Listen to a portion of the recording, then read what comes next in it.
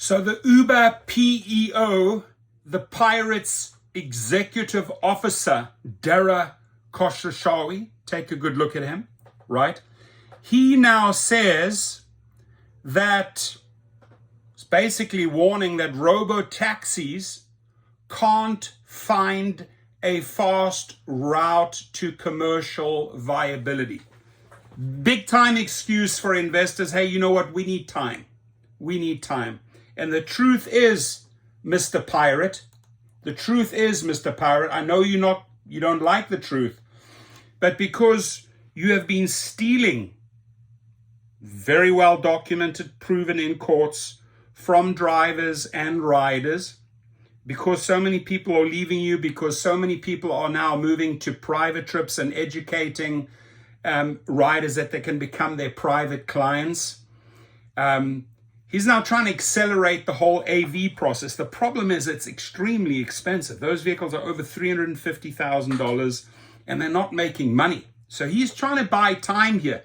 And the big bullshit lie in Switzerland that he said 2 weeks ago, drivers have another 10 years on the platform. He then backpedaled and changed that to 5 years. But the truth is, he's just straight up lying to the public and to the drivers, because his true intentions, right, is to get Waymo on the platform in as many cities as possible. But dear investor, we're going to go through some really, really painful times. We're not going to make money while we kick those drivers out and replace them with Waymo. So here, autonomous rides are arriving in Austin.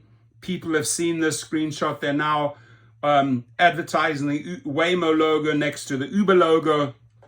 But what he's saying is, hey, just, you know what? Fleets are built to handle peak demand. We'll lose money, leaving humans driving to the rescue.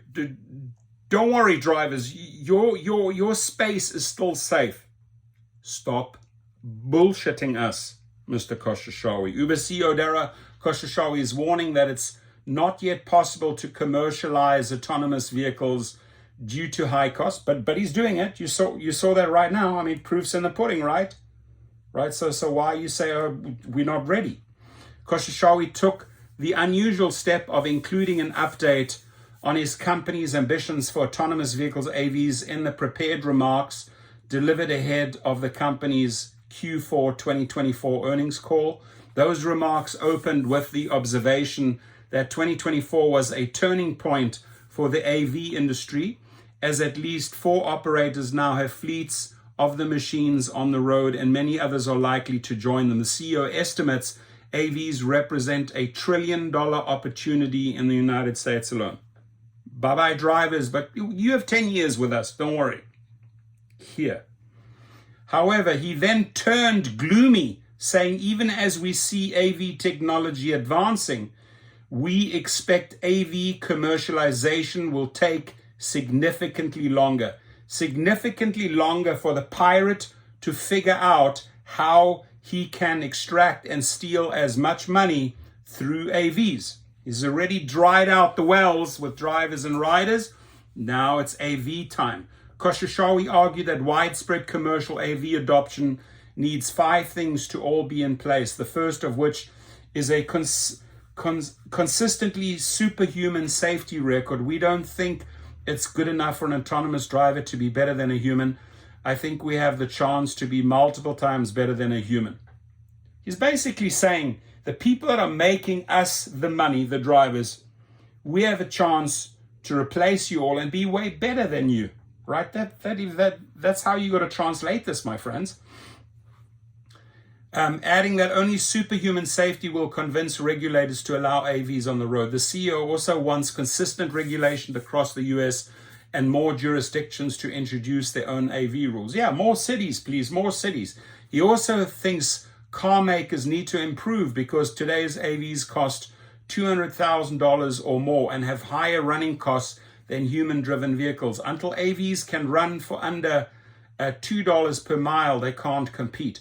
Ground operations are another issue of concern. It's important to note that an average utilized AV can run as much as 100,000 miles a year compared to a typical consumer vehicle at 10 to 15,000 miles a year. This means that AVs need to be charged multiple times a day and serviced monthly. AVs will also require consistent cleaning and available parking. Additionally, someone will need to handle fare disputes, return lost items, rescue stranded vehicles, and handle insurance chores. The CEO reckons Uber can do all of that. Yet one thing he admitted Uber will struggle to do is handle variable demand for AVs. That's because consumers expect cars they summon to arrive in around 4 minutes. To meet peak demand, an AV taxi operator would need a fleet of cars that would be underutilized most of the time. To illustrate the problem, Uber's presentation included the graph below, which depicts demands across the week in a single unnamed US city. Each day is broken into 4 6-hour segments, the first of which starts at midnight. And by the way, I'm going to put the link below the video, so if you want to click on all of these PDFs and graphs, it's right beneath my video. Uber also offered another graph showing changing demand for rides across the year in 2 US cities. Any standalone player with a fixed depreciating asset will need to build against that reality, choosing between running a highly underutilized network if supply is built for peak demand, or a highly unreliable network at peak periods if supply is built for anything less than peak. Underutilized vehicles cannot be easily repositioned and will likely sit unused for months, generating additional costs and complexity. So you want to roll the dice, buddy? Good luck, right? To treat humans the way you are treating is shameful.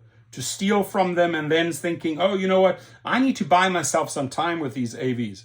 You ain't going to get there, buddy. This is going to be your downfall. I'll mark my words.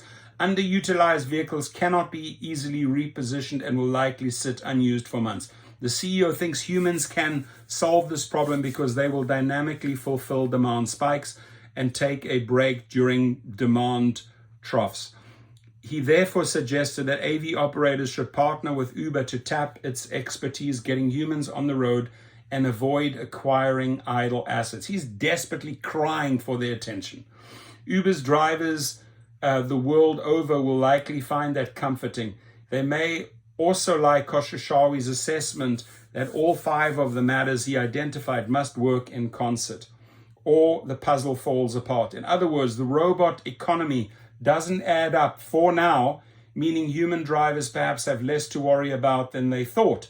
Another reason to be cheerful is the demise of General Motors' Cruise robotaxi biz.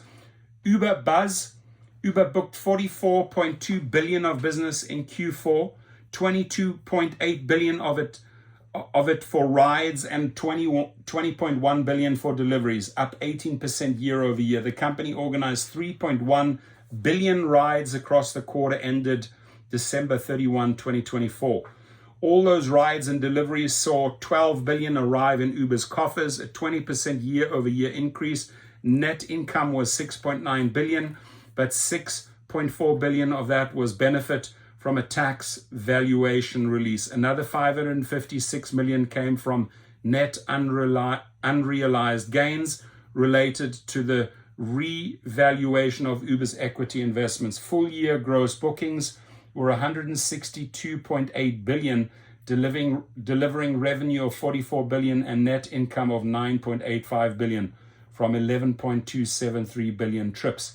The company boasted 171 million active platform users across the year.